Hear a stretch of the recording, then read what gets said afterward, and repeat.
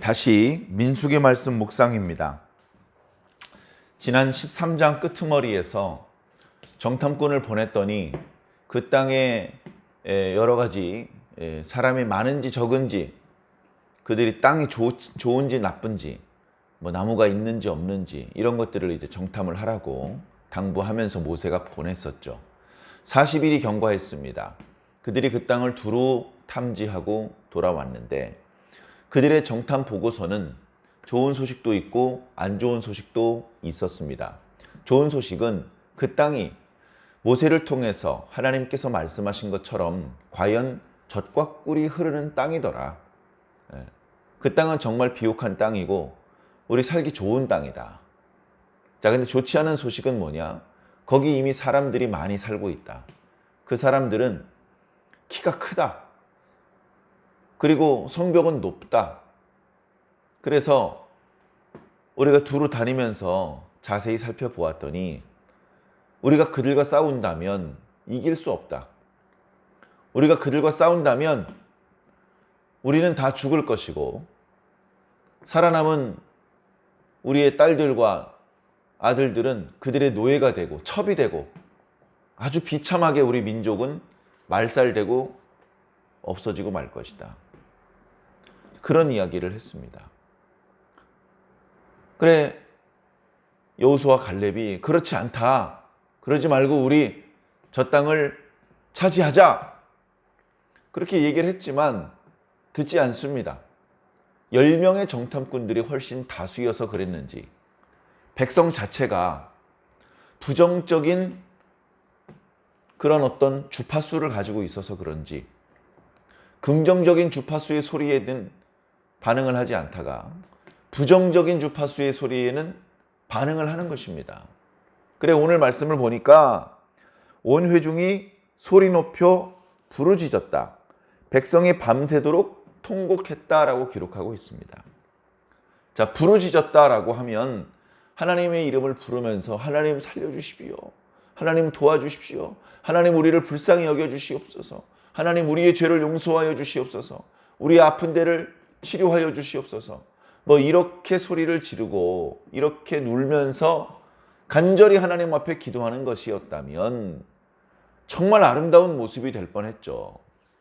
자, 그런데 오늘 말씀의 첫 구절에 소리를 높여 부르짖다, 밤새도록 통곡하다는 것은 하나님께 더 가까워지는, 하나님을 부르며 하나님의 은혜를 입기를 사모하는 그런 마음과는 정반대였습니다.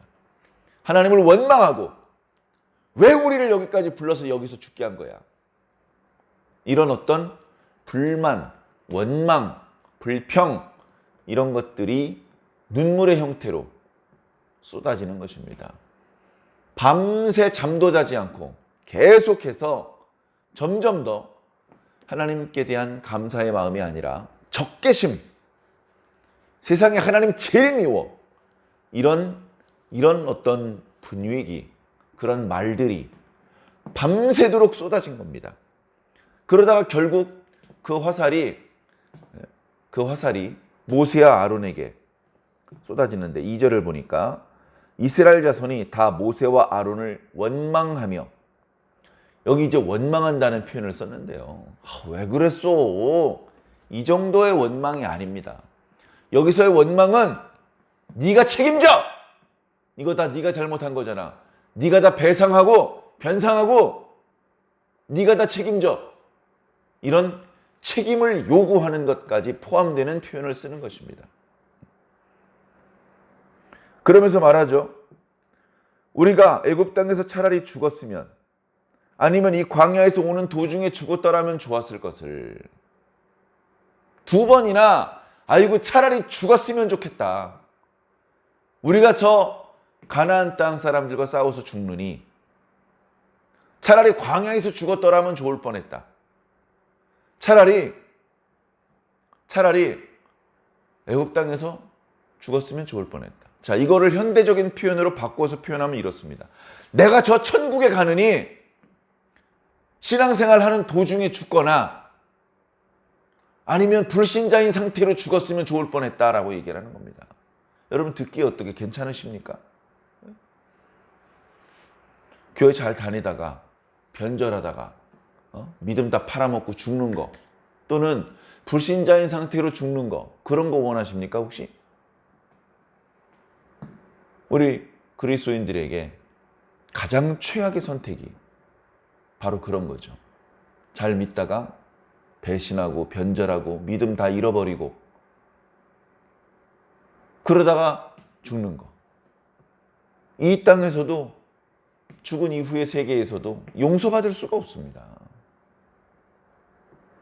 즉 그러고 싶다는 거예요. 차라리 그렇게 됐으면 좋겠다는 거예요. 차라리. 3절 어찌하여 여호와가 우리를 그 땅으로 인도하여, 그 땅이라는 건 가나안 땅이죠. 그 가나안 사람들의 칼에 쓰러지게 하려 하는가? 우리 처자가 사로잡힐 것이다. 그러느니 애굽으로 돌아가는 게 낫지 않겠느냐. 야, 천국에 가는 것보다 지옥에 가는 게 낫지 않겠니? 이렇게 말을 하는데 오 맞아 하는 백성이 훨씬 더 많다는 겁니다. 훨씬 더 많은 게 아니라 전부 다 합니다. 그러면서 그들의 이런 어떤 불만과 불평은 이제 구체적인 불신과 반역으로 이어집니다. 하나님께서 10가지 재앙을 애굽에 쏟으셔서 거기서 종로로 타던 이스라엘 백성들을 해방시켜 주셨고 구원해 주셨고 조상들에게 약속하신 가나안 땅을 주시겠다고 하시는데 하나님 필요 없어요. 우리 애굽에 가서 다시 종로로 탈래요. 야, 저 모세와 아론을 죽이고 다른 지휘관을 세우자. 그 지휘관을 중심으로 우리 이제 애굽으로 돌아가자. 우리를 좀 노예로 받아달라고 사정을 하면 몇 대 맞겠지만 우리를 다시 노예로 받아줄 거야. 그게 지금 이 상황보다 더 좋은 상황 아니겠니? 이런 얘기를 하고 있는 겁니다. 제정신인가 싶은 거죠. 다 미쳐 돌아가는 겁니다. 다수가 미친다고 다수결의 원칙이 무조건 좋은 게 아니에요. 자, 모세와 아론이 백성들이 도를 넘어서 하나님의 구원을 부정하는 말을 했을 때 모세와 아론이 회중 앞에서 엎드렸습니다. 회중한테 얻어맞을까 봐 아이고 잘못했습니다. 엎드린 게 아니고 하나님께 엎드린 거야. 하나님께. 하나님, 이 백성들의 말을 다 듣고 계실 텐데 하나님께서 지금 진노하실 텐데 이 백성들의 이 말을 우리가 제지할 수가 없으니 이들의 입에서 계속 이 저주의 말이 쏟아진다면 정말로 하나님께서 저주가 쏟아질 텐데 주여 저들이 모르고 하는 죄입니다. 주님 용서해 주시옵소서. 벌써 기도를 시작하는 것이죠. 백성이 두려워서가 아니라 하나님이 두려워서 엎드리는 겁니다. 살아있는 그리스도인들은 오늘날에도 마찬가지입니다. 끝끝내 하면 안 되는 말을 쏟아내는 사람이 있고 그 말을 참여하는 게 아니라 그 말을 듣는 동시에 엎드리는 그리스도인도 있는 겁니다. 엎드려야 삽니다. 자, 그때에 이제 여호수아와 갈렙이 나섭니다. 여호수아가 지난 13장 뒷부분에는 갈렙만 얘기를 하니까 여호수아도 같은 편인가? 근데 오늘 보니까 분명히 여호수아와 갈렙은 같은 생각을 하고 있습니다. 같은 생각. 그들이 옷을 찢었다라고 말하고 있습니다. 옷, 이 목에서 가슴으로 내려오는 부분의 솔기 부분을 잡아당겨서 찢은 것이죠. 그러면 찍 하는 소리가 크게 들리고 그 주변 사람들이 하는 행동을 멈추고 옷 찢을 사람을 봅니다. 옷을 찢었다는 것은 큰 슬픔, 큰 분노, 큰 어떤 비통함 이런 것들을 표현하는 것이기 때문에 이스라엘 사람들은 전통적으로 누군가 옷을 찢었다고 하면 하던 일을 멈추고 그 옷을 찢은 사람을 바라봅니다. 무슨 일로 옷을 찢었는지 물어보고 그 사람의 아픔을 위로해주고 그 사람의 문제를 다 함께 해결하기 위해서 노력을 합니다. 그런 문화가 있는 것이죠. 그래 돌아가는 상황을 보니까 영적으로 건강한 DNA를 가지고 있었던 하나님과 공명을 할 수 있는 건강한 주파수를 가지고 있었던 여호수아와 갈렙이 가슴이 찢어집니다. 백성들이 하나님께 벼락을 맞으려고 지금 뭔 소리를 하는 거예요 지금? 하면서 백성들의 그 원망과 불평을 잠재우고 다시 긍정적인 방향을 전환시키기 위해서 옷을 찢은 겁니다. 옷을 찢으면서 잠깐의 발언권을 얻었습니다. 그리고선 말을 합니다. 여러분, 잠깐만 저희들 말을 들어보십시오. 저희도 그 가나안 땅을 정탐하고 온 사람들입니다. 우리가 보니 그 땅은 심히 아름다운 땅입니다. 자, 심히 아름다운 땅, 매우 아름다운 땅, 그런 의미인데 원문의 의미가 잘 설명이 안 돼. 전달이 안 돼. 토바, 메오드, 영어로 한다면 very, very good. very를 2번, 3번 넣은 거죠. 하나님께서 우리를 위해서 이렇게 좋은 땅을 준비해 주셨다. 거기 지금 누가 살고 있는데 하나님께서 우리와 함께 하신다면 걱정 없다. 조건이 있죠. 전제 조건이. 하나님이 우리를 기뻐하신다면 그러면 만사형통이라는 겁니다. 하나님께서 우리를 기뻐하시나요, 근데? 하나님께서 이스라엘을 기뻐하시나요? 금송아지 사건도 있었잖아요. 여러 가지로 애굽에서 나와서 시내산에 가는 동안에도 계속 원망했잖아요. 시내산에서 지금 가데스바네에 오는 사이에도 계속 원망했잖아요. 하나님께서 기뻐하시나요? 그런 개별적인 사안들을 보면 기뻐하지 않습니다. 그들이 원망하고 불평하고 우상 숭배하는 거 다 알고 계세요. 그런데 하나님께서는 그들을 사랑하십니다. 그들의 인격을 고려해서 사랑하시는 게 아닙니다. 그들의 행위를 고려해서 사랑하시는 게 아닙니다. 아브라함을 보시고 사랑하시는 겁니다. 아브라함과 이삭과 야곱, 그들과 맺었던 언약, 그것을 기억하시는 것입니다. 그들을 사랑하지 않으셨다면 애굽 땅에 당신의 능력을 보여주지 않으셨을 겁니다.